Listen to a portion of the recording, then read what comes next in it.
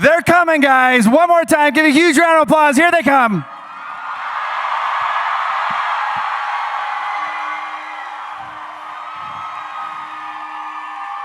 All right, guys. We are going to do a crowd shot. Wait. 1 second. You guys want to come up here? We'll do a crowd shot. Stand right here on the white tape. Oh, my God.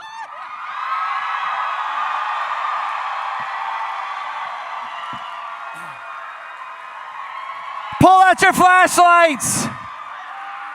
All right, guys, have you turn around, face this way. All right, guys, on the count of 3, go crazy. 1, 2, 3.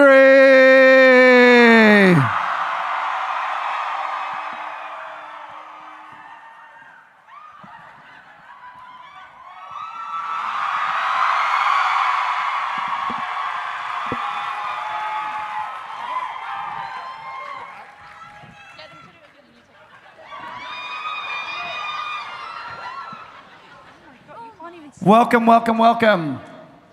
There are almost 4,000 people here to say hi to you guys. 4,000 people! Oh my God! Hi, guys. I'm actually... It's hard for them to see it, guys, because the lights are so bright. Pull out your flashlights again one more time, just so they can see what that looks like. Pull them out. Oh! All right, guys, on count of 3, we're going to go nuts. Get Ready? a video, get a video. 1, 2, 3.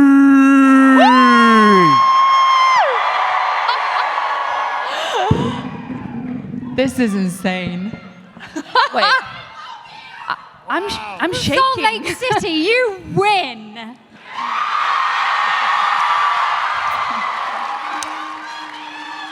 Welcome to FanX, everybody. Welcome to FanX. Thank you. You guys, there's a ton of people that want to get to questions. We'll get to as many of them as we can. We'll just try to have some fun. But we just have to know, how's FanX treating you so far? Oh my God, we love it!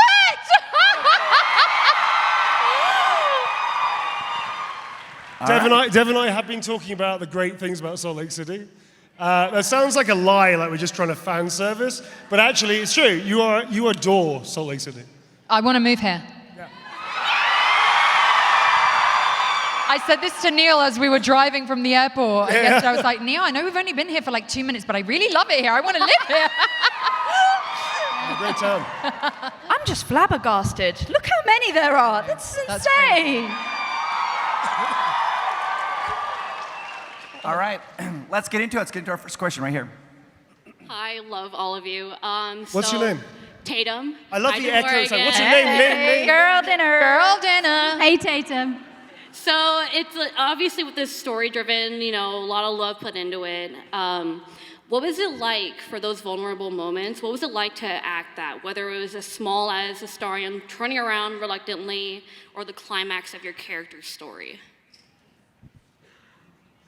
I'm still taking this all in. I'm so sorry. Shall I go? You could do that. Yeah, you go on. I'm not going to speak for everybody, but I know how. Hi, you just going? Do you want to stay? Well, stay in the spotlight so we can talk to you. If that's all right. Thank you.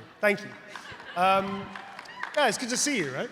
I know, oh my God. So, I'm going to speak for myself, but I do know how everybody feels because we talk a lot about it. I think as an actor, fundamentally, you have to play the character's truth. It's a fictional truth, but it's real for you when you're working. So I think the most important thing is that you have to honor them, even though some of us have problematic characters from time to time. That one thing you don't do is judge.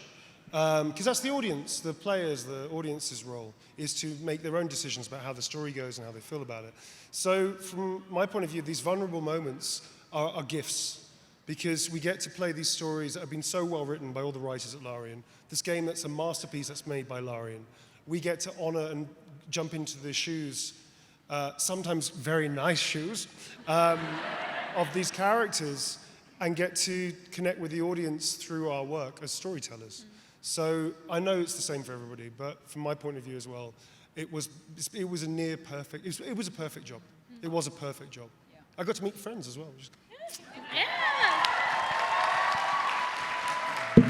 I think that sums it up. I have nothing to add. And work with great directors, right? Hello, surprise. I got his back scars tattooed as well for how that was connected for me. So this is like an homage to all of you, and especially Neil. Incredible job. I am so honored to be able to see just all that love and effort. You can definitely see it. Thank you. Excellent. All right, our next question. Hello. My name is Larissa, and first of all, welcome to Salt Lake City. It's a beautiful state, beautiful mountains, beautiful hiking, so you're really in for it. And also, Deborah, I know you love ranch, but you may have to try the fry sauce. It is a Utah delicacy. Somebody's already given me some fry sauce. Oh, yeah, get some fry sauce. Oh, I can't wait. Or try one of the soda shops here. But my question is, what is the strangest or craziest thing you found of yourself when you Googled yourself? Ooh, she's ready. I've got... When you've Googled When you've Googled yourself. So apparently I'm a millionaire, which I would like to clarify I am not. Although I would like to be. If anyone wants to buy us a cottage, I'd love it. But I think the newest fact I found out about myself is apparently I have 2 brothers. You? Yeah. You didn't tell us that. I know, I didn't know either. Are they hot? One's called... Darling, for you, anyone.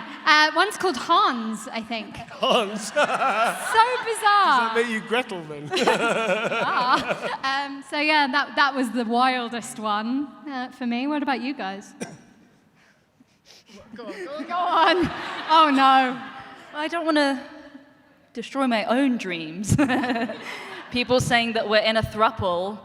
I don't know where they got that idea from. I don't know where they got that from. So inaccurate. No, right.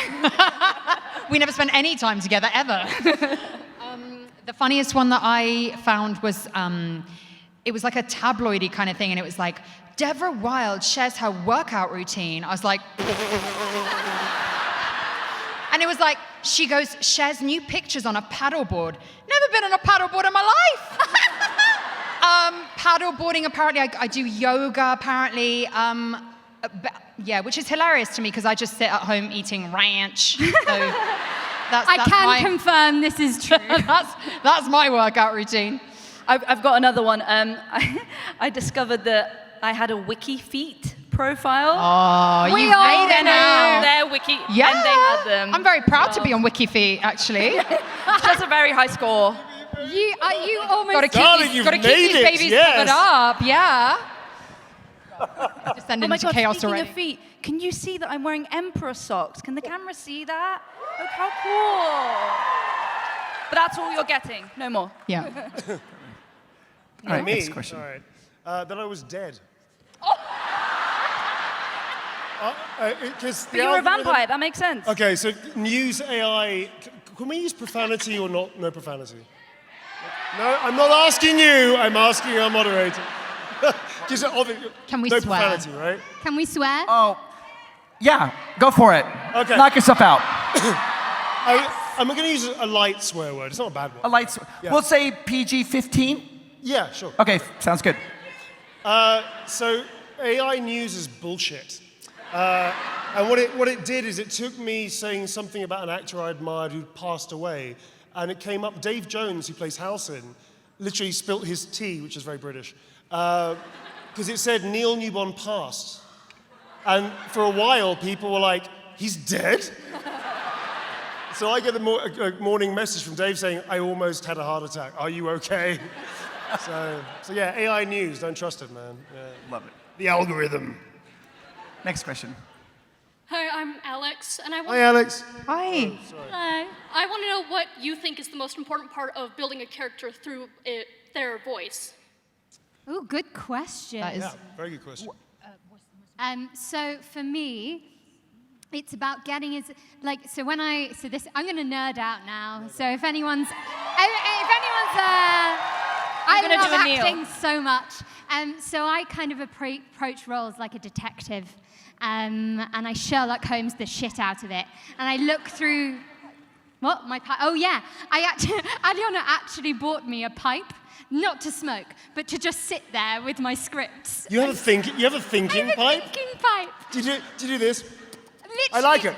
I do I like that. that. I genuinely do that. I don't think I've ever revealed that to anyone other than Alyona before. You're welcome. And it blows bubbles. It blows. Yeah, it's a bubble pipe.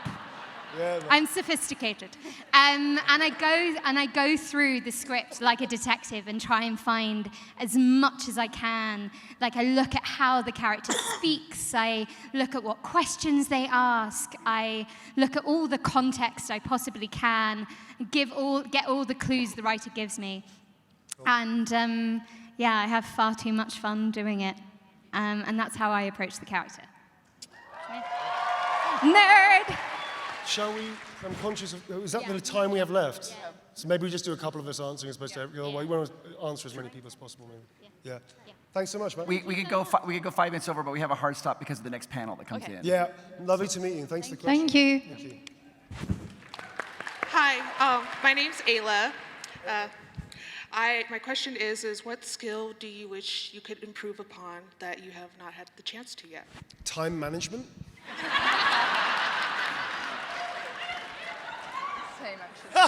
It's like you're one and done. I think that applies for all four of us. No, not to me.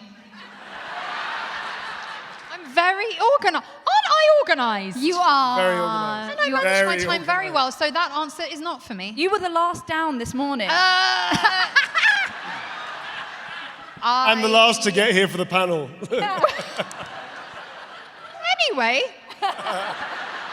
Good question. Thank you. Thank you. Sorry to see those. Hi, my name's Kobe. Kobe. My main question is, well, frankly, how do we be like you? Like, if we want to be in your field, if we want to become actors, voice actors, whatever you want to call it, what would you recommend to like make the big break into the field? Well, very first and foremost, man, you got to train craft work, because without that, you're going to be going up against other people that have it. So very first and foremost, don't worry about the career. Focus on A, why do I need to be a storyteller? B, what craft work can I start learning, even if it takes years and years, which it will. And you can start working after you train. You know, you don't have to do 10 years and then you get to start working. 2-3 years and you're in it. And after that, it's a little bit of luck, a lot of professionalism, and you have to be ready to be lucky. Does that make sense? So getting an agent, going to auditions, doing your work, going into the room, knowing what you're doing and not worrying about whether they like you because they called you in for an audition because they think you're good enough. It's many steps, it's a hard road, but it is, if you're truly an artist and you need to be a storyteller, it'll be the best decision you ever make. The other thing as well, get a part-time job, one that you can pick up and leave, preferably something that's skill-based, like electrician or plumbing or something like that, that you can make money from so you don't starve to death as many of us on this panel did. I wish I would have been a plumber. I think I could think you'll be a great I would have been a plumber, man. great plumber. What do you think? Yeah. No? Okay.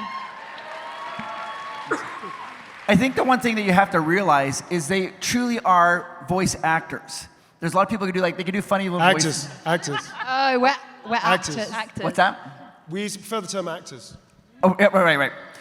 And so they convey so much that they create characters that you identify with, that you learn to love them, sometimes to despise them, and that's a true talent because they actually can convey that, where a lot of people just kind of do they're doing like a whatever, but you guys are truly talented, and it's really a unique talent that not a lot of people can do. And you guys have to give yourself credit for that because you bring characters to life that it's just amazing. Thank you very much. Thank you. Next question. Hey guys, my name is Riley. My Hey, next Riley. question is for Dan. Actually, when kind of developing the character of Lae'zel for yourself, how did you incorporate the Githyanki dialect and not stumble over yourself when you're speaking to make it more fluid and natural? A lot of practice. I think when we started, it was the early access portion of the game, so there was just sort of the occasional, skvars.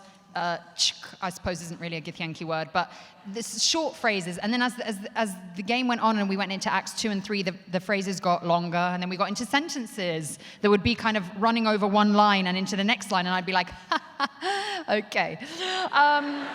Luckily, good directors Very, very important, because at the beginning I had no idea really what I was saying, obviously, so I need to know the meaning, and also the way the Githyanki is spelt is not the way that it's said, so I needed to read off the phonetics. I also needed to know what I was saying. But by the end, I had gotten quite used to it, and I sometimes had to even correct people, because they were like, this Githyanki word means this, and I said, no, no, no, my friend. I think I'm the expert on the Githyanki language, so this, and we had a Githyanki, well, the directors had a Githyanki glossary that they would look up all the words in, and it was a lot of fun. Yeah, but I'm glad you enjoyed it. Thank you. I would love Githyanki as a language, like Klingon, to be eventually like a thing you learn at university. Would that be cool? I think it's a lovely language. Might be biased, but it...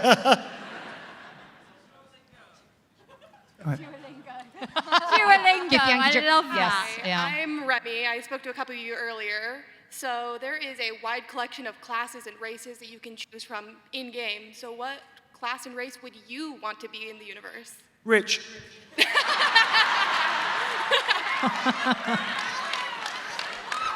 Every time. I will answer properly. I think I would have to be.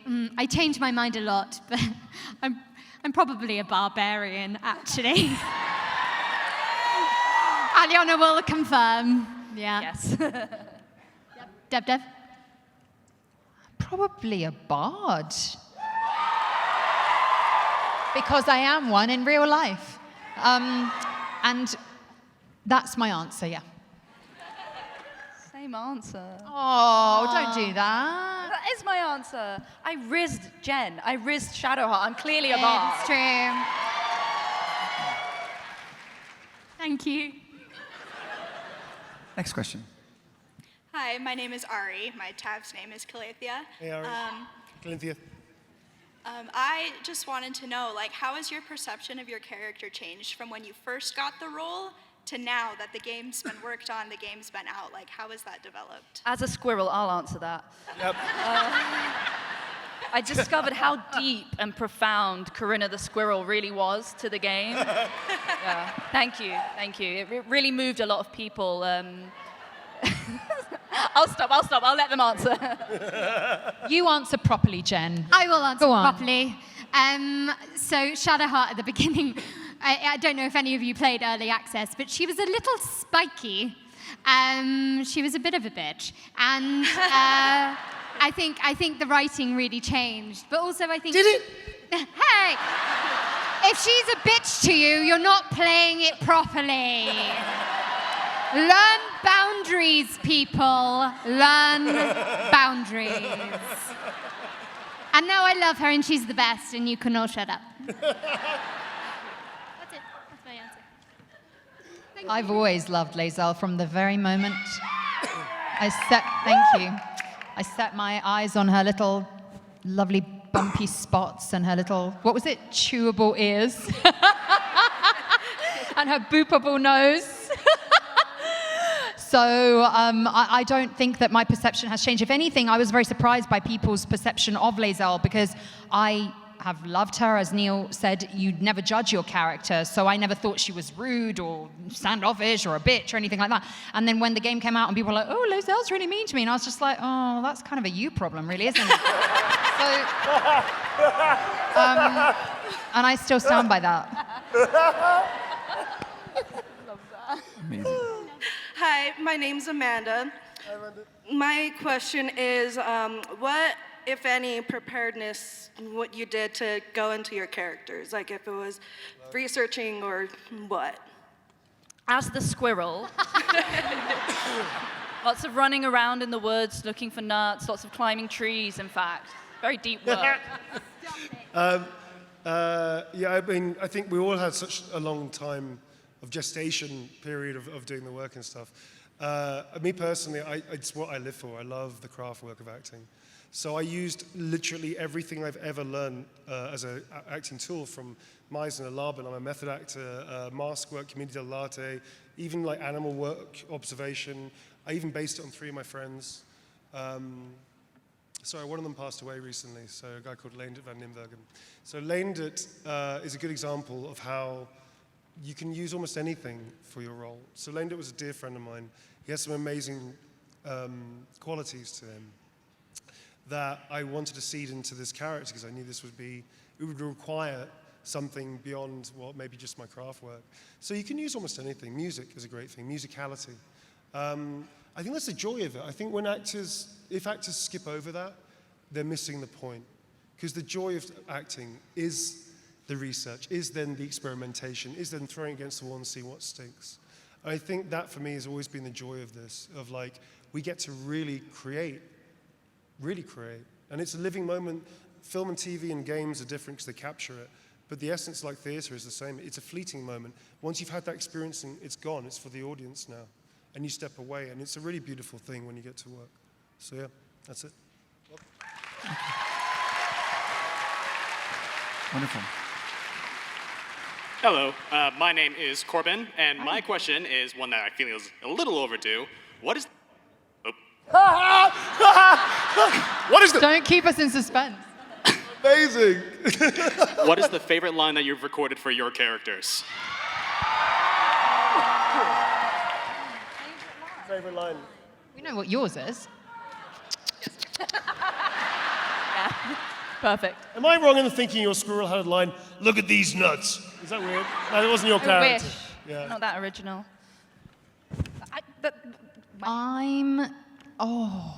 I have a soft spot for that large fleshy nose of yours looks like a mistake. Yes. Oh, I love your Jacques Vonache do. Yeah. That makes me really emotional. But also lower. I like that you gave me full eye contact with that. Deb. Always. Yeah. Always Jennifer English. Enough of that. Move on. Yeah, I don't really have a favorite, man. There's like too many of them. But I quite like, careful, I bite. Of course. Yeah. Oh, me. Yeah. How does it start? My brain's gone blank. You didn't pick that by hand, did you? They're deadly poisonous. Joking! That's my favourite line of yours as well. I have a favourite Shadowheart line when she says about the squirrel at the end. Oh. That got added to the epilogue as a homage? Homage, Homage darling. to us. Yeah. What was the line? It was like, oh, don't mind her, she's just protective. And Yeah, you're I give her all the snacks she can. Yeah. And a shoulder to perch on. Aww. That was written for us, so that's my one. Yeah, good choice. Go ahead. Hi. My name is Eddie. I wanted to say, first and foremost, thank you for giving so much life to all the characters that you've played. It means the world to me, and I'm sure so many others. You've definitely put importance to the more deeper parts, more like grieving parts of your characters, and I can respect that so much. Thank you for that. I wanted to ask, what's your most memorable moment in like voice acting or acting in general? Like, whole career? Yeah, whole career. There's too many, man. I mean, I think when we say that we had 4.5 years of bliss and joy, I am speaking for myself, actually. I don't know if We hated it. I know. They were a nightmare, darling, let me tell you that. No, I mean, it was just joy. I always say, and this is not an exaggeration, in 15 years of doing this particular type of work, mocap, performance capture, stunts combat, etc., I have never had a bad day in the volume. I've burnt out physically, I literally had burnout, but I've never had a bad day because by and large, this side of the industry is just filled with incredible people. People you work, directors, the crews that work so hard. By and large, when we get to interact with developers, for us, it's a good sign. I know not all developers have the same experience, but we get to typically work with really good people. We're very lucky like that. At least I am very lucky like that. I'm not going to speak for these guys because obviously each career is different. But yeah, just too many of them. Yeah. I think for me, it was making my professional debut on stage and like being paid to do this job just feels kind of ridiculously lucky and silly. And, I don't want to be too #blessed, but #blessed. No, but I think that was just electrifying, and I'm really glad that my career is just kind of built on that, and every single job, it feels that like that, and I just get that exhilaration over and over again. Yeah. Thank God, otherwise I wouldn't do it. I'd become a plumber. That would be a lot more financially stable, I'll tell you that. But yeah, I think that would be my most special moment. Can't beat that. Yeah, I think just to quickly echo what Jen said, I think the moment when you're like, oh, wow, I can actually make this my career and get paid to do this, which I don't see as a job, really. It's not really a job. It's just being paid to play. Somebody said, what was it? We get paid to audition, but we act for free. Yeah. And I think that's so true. And I think that moment, because I didn't really believe that it would happen, and we've all had our really quite horrendous side jobs, and especially at the beginning when you just got to make ends meet, and then that moment where you're like, oh wow, I don't have to do this anymore, and I can do this thing that's been my passion, and that's really special. Yeah. Yes, yeah. Other than playing the very important Squirrel in Baldur's Gate, I did a role in Phantom Liberty, Cyberpunk, and thank you. She's in a scene with Keanu Reeves' character, and his lines were played into my ears, and I was like, oh my God, we're reading off of each other. This is insane. So just like our careers and the people we grow up respecting, admiring, working with them throughout our careers is incredible. Yes. Where'd that person go? Oh, there you are. Wonderful. Excellent. Next question. Hello, my name is Margot. Hey, Margot. I also want thank you, Jen, being so kind to me at the booth while I cried. But that's a whole other thing. But my question was, if you could play any other companion character or NPC, which ones would you choose? Yeah. I always oscillate between, the squirrel. I always oscillate between Orin or Mazora. It's a tough choice. Maybe today I'll go with Mazora. Love that. You just want to wear her outfit. Of course. It's so hard because everyone does their. I'm going to steal Neil's answer. Yeah, steal. This is what I've got a different one today. I have you. Neil's always like, look, everyone does such a beautiful job, and we just have to thank Larian for casting everyone so perfectly. It would be really hard to replace anyone. I think if I had more gravitas and just generally was a completely different person, then I fancy Dame Aiden hard. But it's one of those where you're like, do I want to be with her or do I want to be her? I don't know. We've all been there, haven't we? We've all been there. Go on, what's your original answer? I'm going to be a bit of a dick. I actually did get the opportunity to help other people's performances. I got to do almost the whole, not quite all, but almost all, of the body doubling for Minsk and Gortash. So, not because I'm good or anything like that, it's just more like, because they physically couldn't get to do their stuff in the performance capture, because we all did performance capture. So I got to stand in and help their performances, not to take away from Matt, who's and Jason, who's amazing, because they're amazing.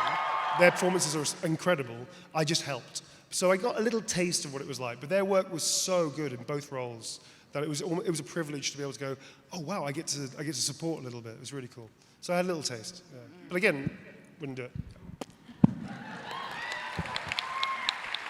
I auditioned for Shadowheart, but Jen does a beautiful, perfect job. So I did similar to Neil, doing some of the motion capture for some of your guys, the fight scene, and Orin as well. So getting inside of that character was incredible. But actually, I hope I grow up to be like the hag. That would be iconic.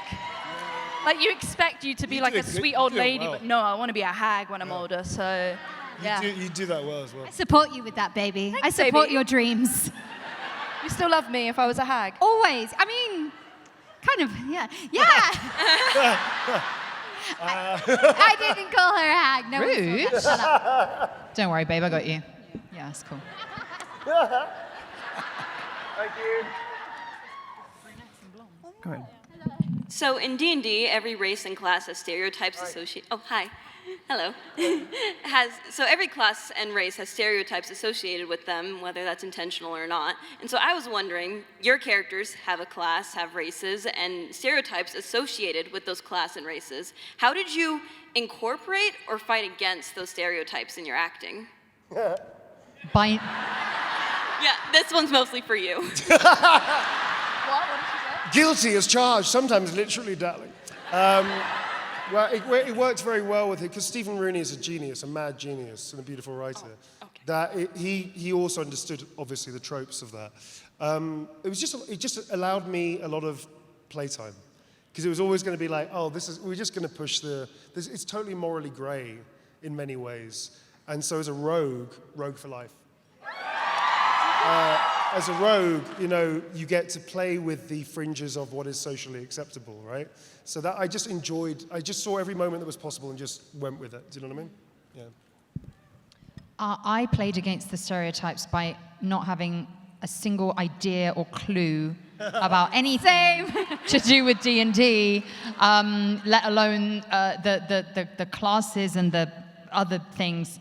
So in many ways, I was just a little, as Jen would call it, a little dum-dum, just being, it's a lovely character. I'm just going to go with exactly what's written on the page because I know nothing beyond it. Thank God I didn't, because now knowing I say now knowing a little tiny portion of the Githyanki history and all of that, I think I would have been so overwhelmed, it would have been too much for me. So I just went into it completely, just with what was written on the page. And as Neil said, the writers and Kevin Van Ord, who wrote both Lae'zel and Will, by the way, and they're so different. Woo! Yeah, shout out. And the whole team, because it wasn't just one person that did it. The writing was so stunning, you really didn't need to think beyond anything that was written down, I think. Yeah. I want to add to that. It's a really good thing that you did trust your instinct, because a little known fact, the Githyanki race, whenever someone else recorded a Githyanki, the reference for how a Githyanki should be was just a video of Dev playing Lae'zel. So you are the Githyanki race. But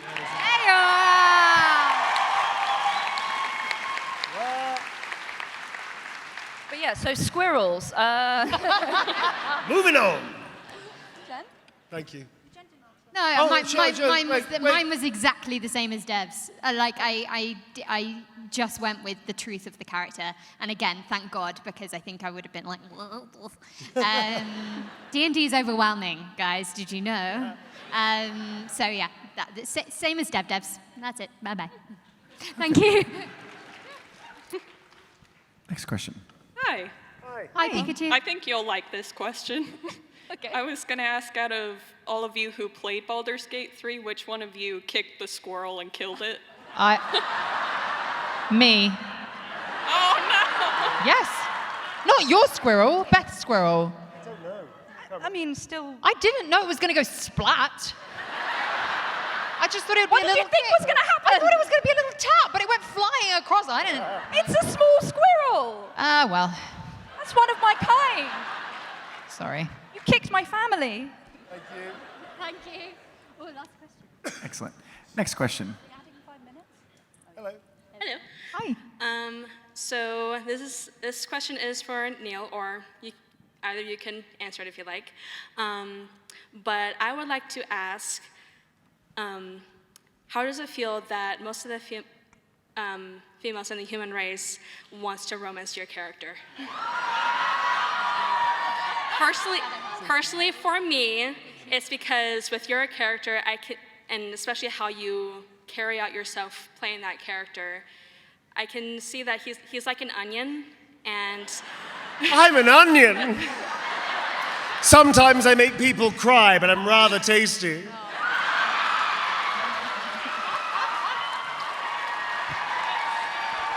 Sorry.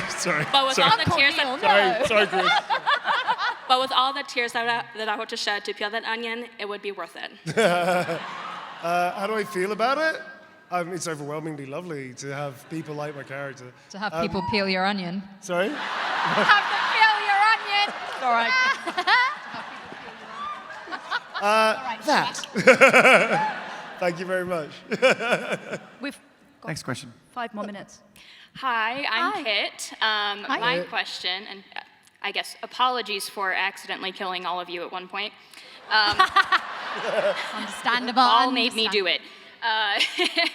But my question for you guys is, did any of you, so I've seen the D&D campaigns that you've played since doing Baldur's Gate 3. Were any of you D&D aficionados before you came into it? And if not, how many of you have gone on to continue playing afterwards?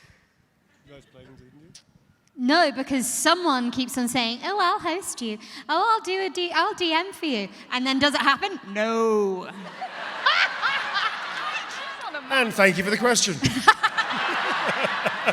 did he say? Hello, next question. Hi. Go ahead. Hi, guys. Thank you Hi. for coming. My question for you is, from a narrative perspective, what do you see as more interesting? Rolling a natural 1 or rolling a natural 20? Oh, natural 1, man. Oh, dude, great things happen when you absolutely screw everything up. Yeah. True. Valid. Yeah. But that's what save scumming is for.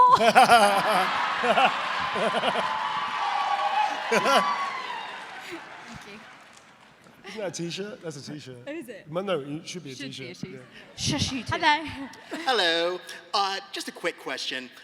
If you could cast Speak with Animals with any species that's not in the game, which species would say the most insane things to you? Ooh. That's a good one. That's not in the game. Yeah. No, not in the game. Yeah, I mean, we got cats and horses and cows and a bunch of okay. stuff. There's no birds in the game, is there? Oh, there's pigeon. Yeah, it's pigeon. God, that's oh. Oh, what? Oh, yeah. Yeah. A capybara. Yes. Ooh, that bold capybara? I have an answer.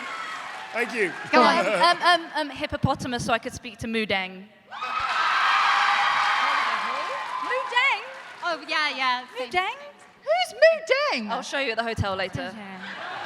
Hi, dude. Such a millennial. We have time for 2 more questions, guys. 2 more questions. Oh, exciting. Okay, so my question is for Deborah. And I don't know if there was any other food other than ranch that you had come to love you haven't talked about. Any other food apart from ranch that I've come to love? Jennifer English and Juliana Barlow. What, like American food? Yeah, you've just had while you were here, and you were like, wow, that's really good, but it's not as good as ranch. Oh God. We remember the southern. So we went to. We had some southern food. We did. That was a real treat. Yeah. What did we like from there? You mainly liked the ranch. What? You mainly liked the ranch. That was I did make like. I didn't like the blue cheese. I can tell you what I didn't like. I didn't like the blue cheese dressing. I liked the peach cobbler. Hello, Shadowheart. Hi. Hi. My name's Zay. I was wondering, out of everyone, who have you guys romanced the most? In the game or in real life? My girlfriend, who's right there. In the game. Not in real life.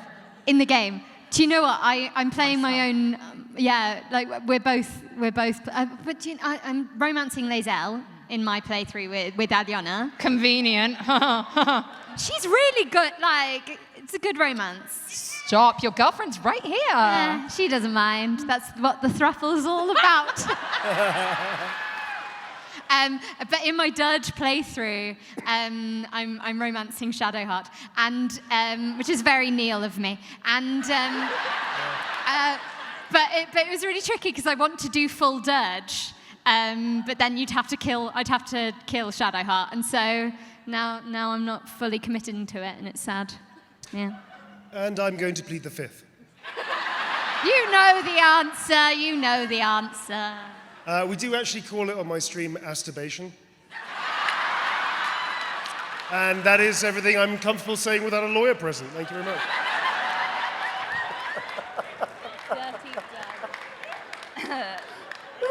I don't know how to follow that. When obviously when Jen was recording Shadowheart, I was in all those sessions, and you may have heard the story before, but the romance lines, when Jen was recording them, I was like a barometer on how hot. Yeah. And if I blushed, it meant that was the take. We're using that one. So obviously I'm romancing Shadowheart because I feel like that, you guys all look away. That's for me. Shadowheart and me, it's our romance. It's our story. You guys, can you give a huge round of applause? Now, you guys can get a photo up with them and autographs. They're going to put a QR code right up there on the screen. You pull out your phone, you guys can schedule that. One more time, guys, give them a huge round of applause. Let them know how welcome they are here at FanX.